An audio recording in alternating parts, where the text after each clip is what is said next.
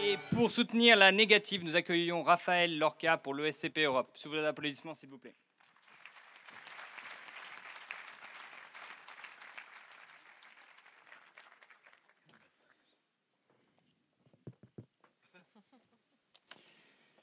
Hors sujet.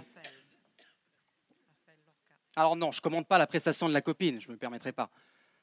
Non, moi, j'ai bien failli faire hors sujet. Tout part du coup de fil que j'ai reçu qui devait m'apprendre l'intitulé du sujet, justement. La ligne était mauvaise, la communication quelque peu grésillante, autour de moi du bruit, la fureur des bruits de la ville. Et dans ce brouhaha, je crois entendre, Raphaël, ton sujet sera « Le QI d'un petit ne vaut pas le QI d'un grand ».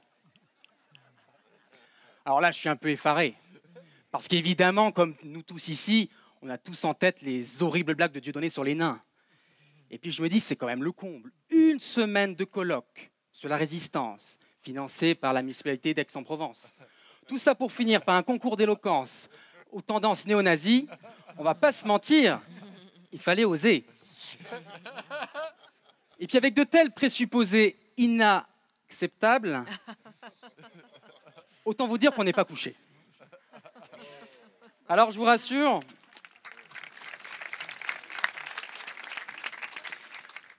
tout ça est derrière moi. Je ferai un peu moins de digression sur les trous du cul d'obèse, mais j'ai traité le bon sujet.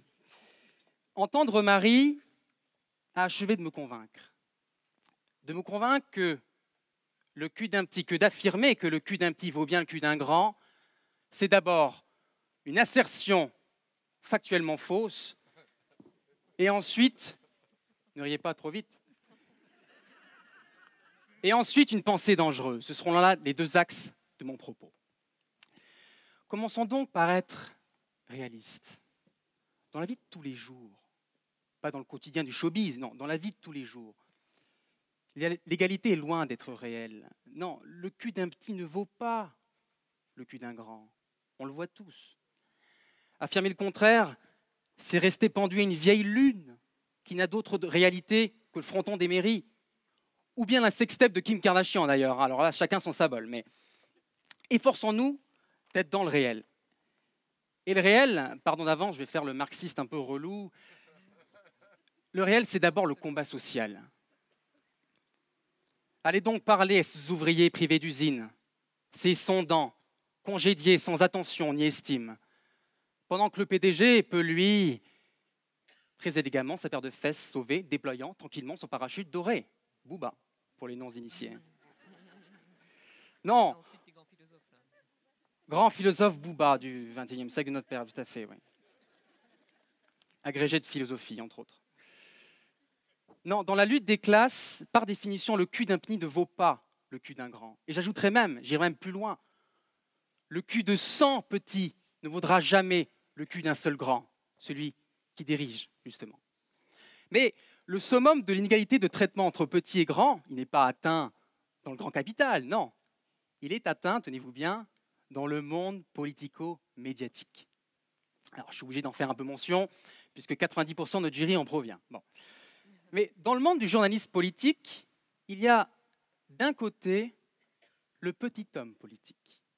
Et vous savez bien, le hobbit politique,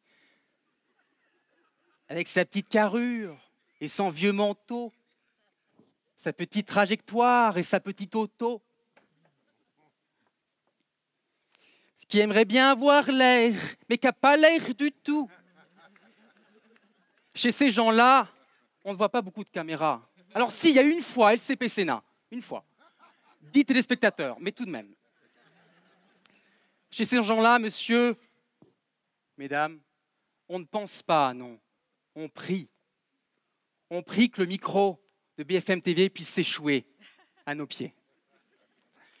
Et de l'autre côté, petit, non, de l'autre côté, il y a le grand homme politique. Lui, par contre, il a tous les égards, toutes les attentions. Lui a le droit de penser le monde. Il vient truster les matinales radio, les émissions politiques, les talk shows.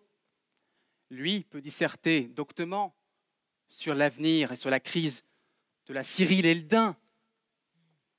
J'avais annoncé un jeu de mots. Et sur l'avenir de l'Europe, 1. Pour y échapper, parce qu'il y a comme un échappatoire entre cette dichotomie entre petits et grands, pour y échapper, les petits ont récemment trouvé une parade, et même 2 parades. Alors, il y a quelques petites nuances entre les deux, selon que ce sont des petits de droite ou des petits de gauche. Parade numéro 1. Écrire un pamphlet hargneux contre ses anciens amis, socialistes. Ou alors, ça marche aussi, publier un programme économique qui sera plus libéral que celui du voisin. Parade numéro 2. Vous l'avez deviné peut-être, se déclarer candidat à une primaire. Mec, peu importe si personne ne te connaît. Mec, peu importe s'il n'y a même pas de primaire. Au final, tu gratteras bien 2 minutes d'antenne. Alors, vous l'avez bien compris, dans la vie de tous les jours, celle à laquelle nous sommes confrontés, le cul d'un petit ne vaut pas le cul d'un grand. Mais ta ligne de défense, Marie, si tu m'entends, la ravissante jeune femme de tout à l'heure, sa ligne de défense n'est pas seulement factuellement fausse, elle est aussi une pensée dangereuse. C'est mon 2e point, Carré.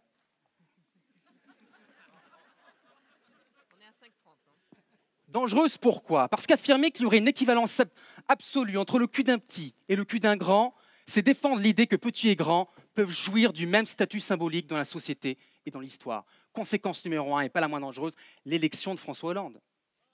Ben oui, parce qu'à partir du moment où on nie la possibilité même d'une différence de traitement symbolique entre le petit et le grand, eh bien on laisse penser que le président, qui est le grand par excellence, le garant de la Constitution, celui qui incarne la nation, on laisse penser que cette personne, par nature exceptionnelle, peut en réalité être une personne normale. Ça illustre ma 2e conséquence, et ma dernière, je vous rassure, la mise à mort du grand homme. La mise à mort du grand homme, ou d'ailleurs de la grande femme. Vous savez, celle qui, libre et insoumise, est capable de marquer, de faire l'histoire, ou tout au moins d'être un exemple, une lumière qui transcende et rassure quand tout autour de nous vacille et tremble. Parce qu'au final, niveler petit et grand, c'est éteindre la lumière. Et dans cette obscurité, on ne voit plus rien. Plus rien ne se distingue. Et quand les forces sombres s'activent, quand le doute nous gagne et quand la peur s'installe, on ne peut plus regarder vers le haut. Il n'existe plus. C'est la raison pour laquelle, chers jurys, je vous en conjure, faites en sorte que le cul d'un petit ne vaille jamais le cul d'un grand. Merci.